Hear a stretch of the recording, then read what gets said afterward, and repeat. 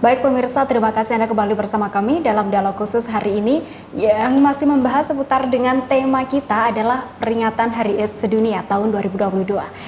Saya ingin bertanya lebih lanjut ini dan mengorek informasi tentang KDS Friendship Plus yang ada di Kediri. Ya. Tadi sudah sedikit ya sama Mas Joksan ini sudah disampaikan apa itu KDS Friendship Plus.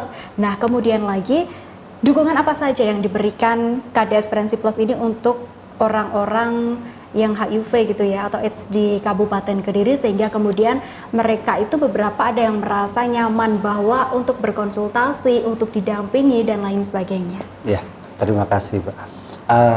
Jadi dukungan yang awal yang kita lakukan adalah dukungan psikososial. Ya. Jadi awal orang yang baru pertama kali divonis dia mengidap HIV, pasti dia akan merasa ini, oh mana sih ada orang yang mau divonis sakit seperti itu gitu. Apapun dia orang dewasa atau orang yang sudah ini, pasti akan psikisnya akan ini akan terganggu juga gitu ya. Jadi di sanalah kita akan masuk.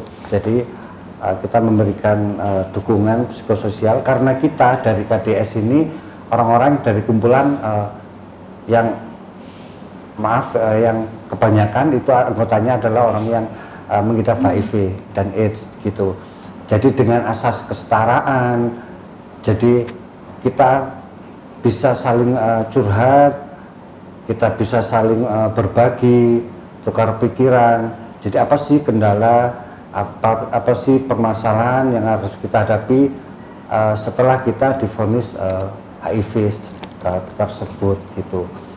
Jadi sebelum pasien ODA ini mendapatkan ARV, biasanya dikonseling dulu ya oleh layanan. Jadi sudah siap atau belum gitu untuk melakukan terapi. Kalau dulu mungkin awal-awal tahun sebelum 2014 itu kalau CD formasi tinggi itu belum mendapatkan pengobatan, jadi butuh waktu tes laborat lagi untuk sampai menunggu CD4 mereka di bawah 350 gitu. Kalau sekarang lebih enak, lebih langsung untuk dilaksanakan untuk pengobatan ARV. Dan di kendala kita adalah emang itu tadi untuk mengembalikan kepercayaan diri pasien. Jadi tugas kita adalah untuk mengembalikan kepercayaan diri pasien agar bisa menerima status HIV-nya, agar bisa memulai pengobatan ARV-nya tersebut. Nah mungkin selama ini temuan-temuan di masyarakat orang-orang yang mungkin sudah apa ya istilahnya sudah mengurung diri atau mungkin tidak mau berobat atau yang lainnya itu ada juga? Ada. Banyak dari orang-orang dengan HIV/AIDS ini dari kelompok usia 0 sampai 80 tahun ini ya. Jadi permasalahan itu berbeda-beda. Yang jadi tren sekarang ini adalah remaja usia produktif. Jadi antara 16 sampai 40 tahun yang jadi tren untuk 4 tahun terakhir ini. Kebanyakan remaja sekarang itu yang usia masih SMA sampai usia 30 tahun banyak sekali di 4 tahun terakhir. Permasalahan mereka ini tadi, mereka tidak mau diketahui statusnya oleh orang lain, apalagi dari layanan biasanya ditawarkan untuk dikenalkan ke teman-teman KDS untuk pendampingan gitu. Mereka tidak mau, takut gitu, takut nanti sakitnya disebarluaskan atau apa gitu. Makanya kita bermitra dengan layanan, dari semua layanan yang ada di Kabupaten Kediri. Jika nanti emang ada pasien baru, biasanya ditawarkan oleh layanan untuk kenalkan ke kita gitu. Dan KDS sendiri, misi kita adalah jadi tempat yang nyaman dan nyaman untuk sharing, untuk bertukar pikiran. Jadi teman-teman yang tadi mbaknya bilang mengurung diri atau apa, biar bisa ada teman ceritanya. Biasanya mereka takut dengan keluarga atau membuka statusnya dengan keluarga atau dengan orang lain. Saya harapkan, kita harapkan di KDS dia bisa sharing, berkumpul, bertukar mengeluarkan pikiran unek-uneknya gitu lah. Jadi mereka bisa percaya diri lagi, bisa bangkit lagi, dan bisa produktif lagi gitu. Oke, Begitu, baik-baik. Kalau ke Dokter Dian ini, Dok. Terus tadi kan ada beberapa orang di wilayah kerjanya Puskesmas Wates sendiri ya, ada beberapa yang mungkin terdeteksi atau positif begitu. Nah, ini apakah masyarakat bisa mengakses pengobatan HIV itu di Puskesmas setempat gitu? Pengobatan HIV di Puskesmas Wates terbuka untuk siapapun. Maksudnya di wilayah manapun, jadi tidak terkotak hanya wilayah Wates atau wilayah sekitar Wates yang boleh pengobatan di sana. Kami pernah menerima pengobatan pasien itu kebetulan hanya berlibur di Wates, bukan di Wates, di pelosok Klaten kalau tidak salah, berlibur hanya sementara sekitar 1 bulan, habis itu dia kembali ke Bali. Nah, itu pun tidak mungkin dia tidak minum ARV selama itu. Akhirnya konselor dari Bali itu telepon ke kami. Kami memberikan nomor telepon lewat pasiennya untuk konselor di Bali, apakah betul, karena kami membutuhkan data apakah benar pasien ini betul-betul ODA. Ketika kami sudah memberi ARV ternyata dia bukan ODA, itu kesalahan bagi kami. Oleh karena itu kami meyakinkan dulu apakah betul dia ODA, dan memang pencatatan ODA ini sudah secara nasional, sehingga sebenarnya kami bisa mengakses untuk layanan, tidak untuk umum. Jadi kalau seumpamanya ada pasien sudah menunjukkan nomor register, mungkin kami bisa mengecek bahwa memang betul dia ODA dan dia bisa dilakukan pengobatan. Sehingga pengobatan ARV ini sifatnya terbuka untuk siapapun, walaupun itu cuma 1 bulan, habis itu pindah lagi pun kami tetap akan menerima kapanpun. Hanya kami di Puskesmas Wates membuka layanan PDP hanya setiap hari Jumat saja, dikarenakan keterbatasan tenaga dan banyaknya program selain HIV yang juga harus kami kerjakan, sehingga kami membuat layanan PDP di hari Jumat. Kalau pasien mau mengakses dari puskesmas-puskesmas sekitar kami yang membutuhkan merujuk pasien PDP, kami beritahu untuk datang setiap hari Jumat. Walaupun ketika ada kondisi khusus pasiennya datang di luar hari Jumat, juga tetap akan kami layani. Untuk selanjutnya kami beritahukan ngambil obatnya setiap hari Jumat aja. Oke. Kalau inovasi terkait dengan pelayanan HIV/AIDS sendiri di Puskesmas Wates sudah ada atau belum, Dok? Kalau inovasi kami sih melakukan, apalagi di masa pandemi kami bekerja sama dengan Dinas Kesehatan dan juga pendamping dari KDS Friendship Plus, kami melakukan mobile VCT untuk wanita pekerja seksual di kafe-kafe di sekitar wilayah kami oleh Dinas Kesehatan dan Friendship Plus. Kita turun bersama mendatangi kafe tersebut, apalagi di masa pandemi ini yang mana kita tidak bisa mengumpulkan orang untuk ke puskesmas, kami yang datang ke layanan ke tempat-tempat tersebut, tempat-tempat ke titik-titik yang dicurigai yang rawan seperti itu. Ada transaksi seksual, kita turun ke sana untuk melakukan pemeriksaan VCT bagi orang-orang yang berada di kafe tersebut, entah pengunjung, entah WPS. Semuanya kami lakukan bekerja sama dengan Dinas Kesehatan dan Friendship. Baik. Kalau mendengar kata atau terdeteksi HIV/AIDS, itu kan orang-orang mungkin masih bingung ya, ciri-cirinya seperti apa? Kalau dari ciri fisik gitu kelihatan nggak, Dok? Enggak. Tidak sama sekali?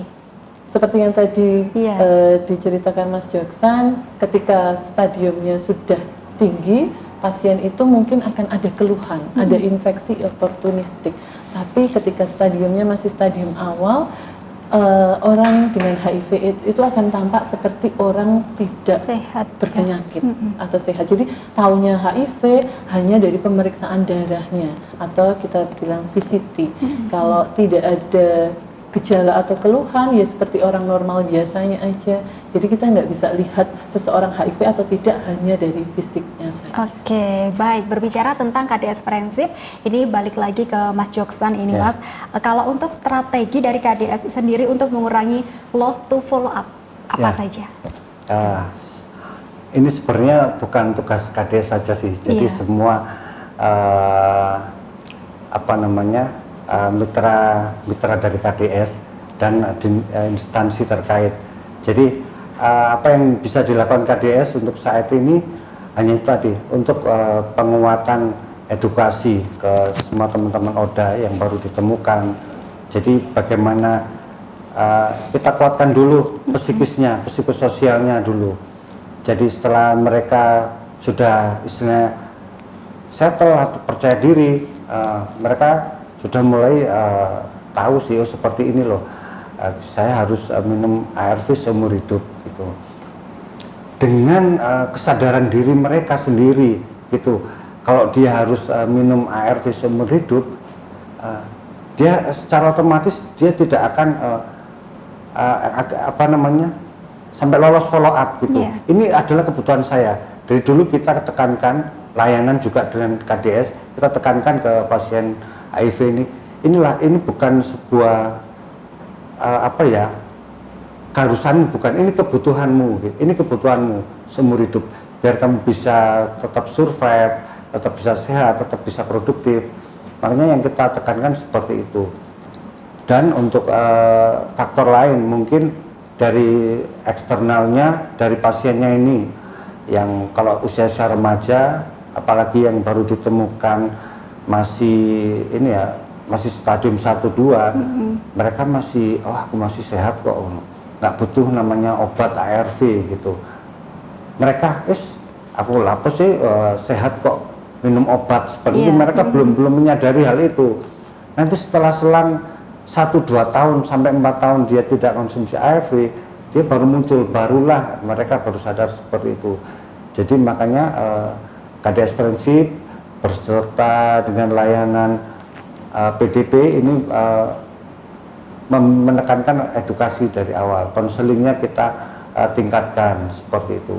Jadi KDS ini istilahnya mitra untuk konseling. Kalau layanan mereka mengkonseling di layanan, jadi kita jadi teman atau konselornya di luar layanan. Oke, baik. Kalau untuk layanan sendiri, apa namanya, layanan konselingnya ya, atau bagaimana upayanya untuk mengajak merangkul para pasien-pasien ini itu biasanya seperti apa? Melalui pertemuan atau seperti apa gitu? Jadi kita ada agenda rutin ya. Kita ada namanya close meeting ya, close meeting. Jadi close meeting ini jadi untuk teman-teman yang khusus ODA aja. Jadi teman-teman yang khusus ODA kita kumpul di sana untuk sharing. Jadi ada namanya group discussion. Jadi di sana group discussion ini jadi pesertanya nanti ada ODA dan OHIDA. Jadi orang-orang dengan hidup yang dengan HIV/AIDS, mungkin keluarga atau dari masyarakat lain yang peduli dengan HIV/AIDS. Kalau dari Dr. Dian sendiri, optimis nggak dok Indonesia bebas AIDS 2030? Harus optimis. Harus optimis. Kalau dari Mas Joksan sendiri? Harus optimis juga ya, harus optimis. Itu tadi kita kembali. Ini sebuah program pemerintah yang tidak bisa dikerjakan oleh pemerintah saja. Jadi semua lapisan masyarakat harus mendukung gitu. Jadi ini untuk terwujudnya. Baik.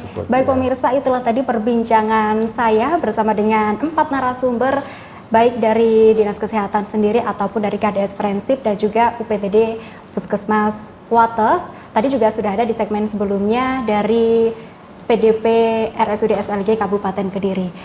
Kesimpulannya terkait dengan peringatan Hari AIDS 2022, seperti yang sudah sering kali kita dengar ya, jangan jauhi orangnya, tapi jauhi penyakitnya. Nah, seperti itu. Baik, terima kasih saya ucapkan kepada kedua narasumber yang sudah hadir, sudah menyempatkan waktunya di sini. Semoga lain kali kita bisa bertemu dan pembahasan hari ini bisa bermanfaat untuk pemirsa semuanya. Terima kasih pemirsa untuk Anda yang sudah menyaksikan dialog khusus bersama dengan Dinas Kesehatan Kabupaten Kediri hari ini. Saya Devi Ade mengucapkan terima kasih atas kebersamaan Anda. Sampai jumpa dan salam CTV.